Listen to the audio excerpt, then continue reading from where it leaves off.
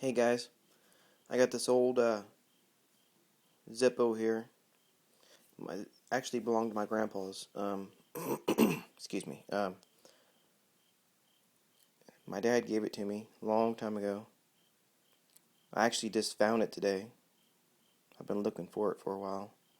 Um, I looked online to try to find some information about it. It says Mac on the front, as you can see there.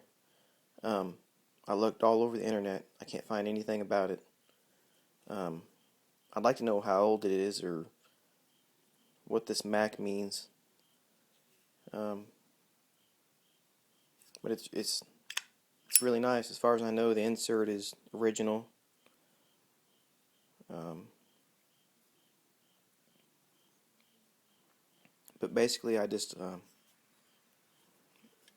ask everybody out there that collects Zippos.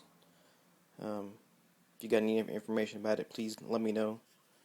Um, but anyway, thanks a lot.